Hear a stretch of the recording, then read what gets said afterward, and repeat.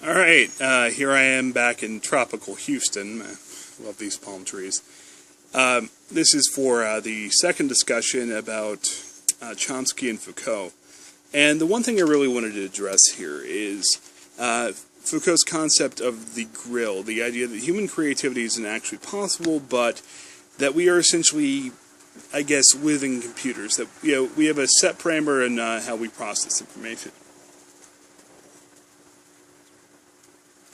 Now, the discussions thus far have really kind of, beaten a dead horse in the idea of, are we creative or, actually creative? Can we come up with real creativity, or do we follow this grill? But what I wanted to address is more, again, staying away from the Sophia, knowledge aspects, knowledge for the sake of knowledge, but get more into the phronesis, the concepts that we see of the actual ability to use knowledge. And I think this concept of accepting the idea that the grill is reality is kind of a dangerous premise, especially for us as academics. You see, it comes down to me to this idea of limitations. As I understand it, the grill is essentially a concept that we are, information processing machines, and that, we get new information, we build upon this grill, but in the end, that we have a set way of thinking, or a set way of processing information. And for me, what this says is this is kind of an acceptance, I guess, of limitations that are placed on reality. Yeah, the problem is, I believe that we've seen over and over throughout history that this is a dangerous premise.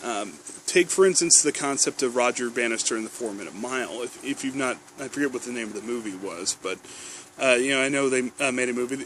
Roger Bannister was a guy in the 50s, and he was someone who wanted to be able to run a mile in less than 4 minutes. And at the time, everything we had, all the doctors, all the physical science, said this was simply not possible. It said that more or less that we, as human beings, were incapable of doing this. Well, Roger Bannister decided not to accept this grill mentality, and decided to work and work and work, and eventually he did run a 4-minute mile.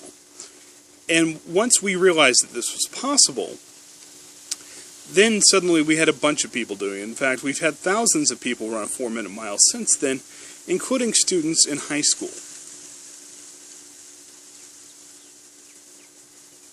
So, to me, this idea goes to show, I guess, the inherent dangerousness, is that a word? Danger, of accepting this idea that we're essentially limited, that we can't really, create things, that there is essentially nothing new under the sun.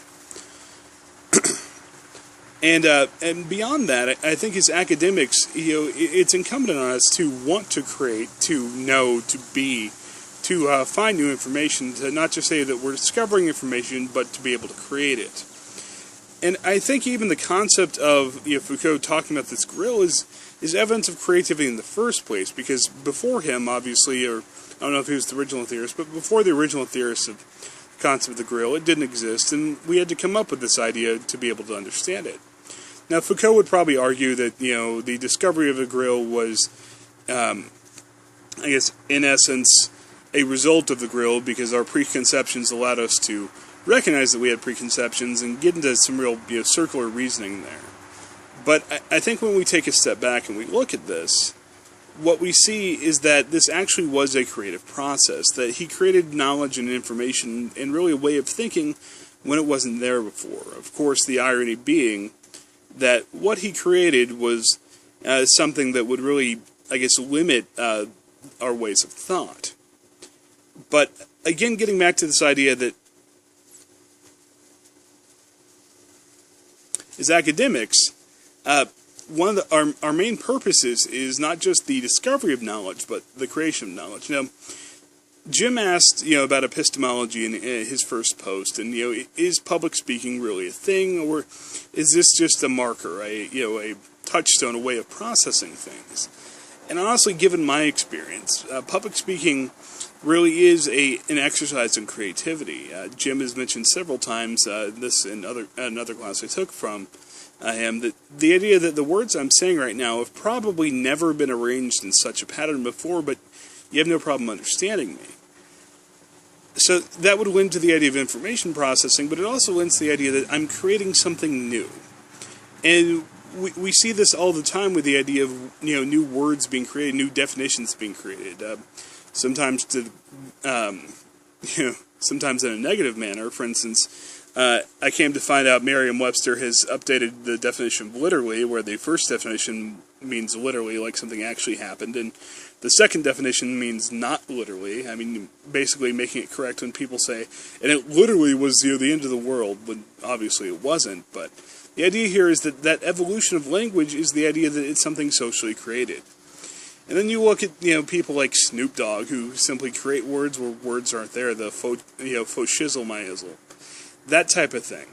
What we see over and over again is this human capacity to create what was not there before. And if you look at the diversity of language, because that's a lot of what this overall debate was about, we see not only a variety of types of languages, but we also see a variety of styles. And I'm not just talking the Germanic languages, the Romantic languages, but for instance, the movie Wind Talkers talks about how they used, I want to say it was the Navajo tribe, to communicate during World War II because their code was impossible to break. And the reason for that is their language had no written component. So the Nazis were unable to break the Wind Talkers' clicks and sounds and the code of that particular language. So this is a fundamentally different idea. If we were to accept this grill mentality, then a language as used in Wind Talkers would have never existed in the first place. So all told, what we see here, we have languages like English, which is Germanic language, or French, which is a Romantic language, but we also have ones like the Navajo tribe invented. We have ones like the language of the native peoples of South Africa, which is just a series of clicks and sounds. So what we see in total is that the idea is these languages were created for a specific purpose. Maybe they had a similar type of evolution, but in the same way that we see, okay, let's take biological evolution for an example. We have mammals that all evolved from a common ancestor, and we have reptiles and plants and anything else living evolved from different things. So even though they went through a similar process of evolution, they had very different creative outcomes, because a reptile is not a mammal and a mammal is not a plant. And plants are not fungi, and all these different things that end up with very different creative ends. So I think when we look at this idea in total, I really reject the idea of grill in favor of the idea of, is what Chomsky was talking about. In fact, really expanding on Chomsky, the idea of creativity, that essentially humans are not, set by some preconformed rules, but I believe that these rules are actually a social creation.